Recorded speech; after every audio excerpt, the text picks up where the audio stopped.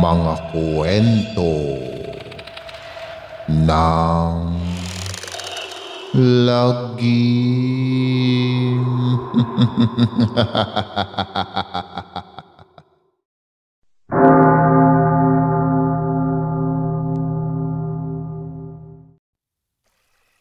Hindi isang kriminal si Lisa.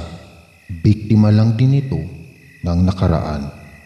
Naisip niya rin na nangangailangan si Lisa ng tulong upang maalis sa pagkakakulong sa nakaraan.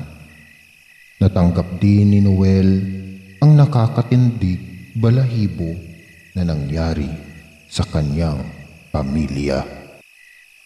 Dinalaw niya ang puntod ni Lisa upang humingi ng tawad dito. Namuhay si Noel ng tahimik at nakapag-asawa na rin siya. Lagi niyang ikinukwento sa kanyang mga anak ang pangyayaring iyon. Akala ng lahat ay tahimik na ang baryo ng Santa Cruz. Ngunit isang pangyayari ang gumimbal dito. May aswang na pakalat-kalat sa paligid at sobrang dami na rin ang mga patay na natagpuan sa may tabing ilog. Nasaksihan ng buong pamilya ni Noel kung paano patayin ng aswang ang biktima nito.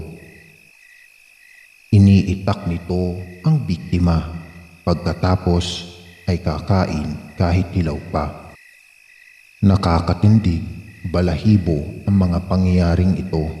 Sa takot ni Noel na mangyari ulit ang nangyari sa kanyang pamilya noon, ay ninanais nilang lisanin ang baryo ng Santa Cruz. Nang paalis na dapat sila, ay hinarang sila ng aswang.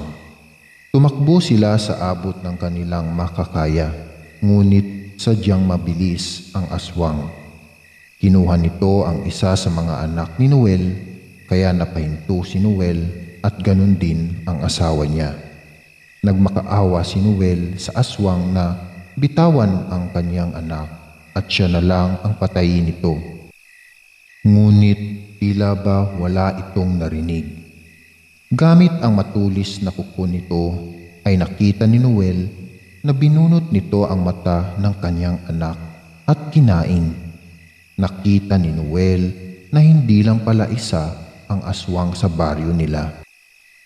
Marami pala ito.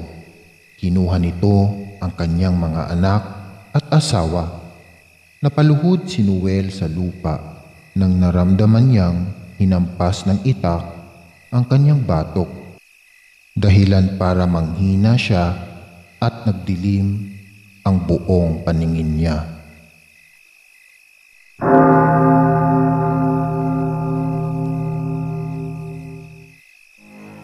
Maraming salamat mga giliw naming tagapakinig.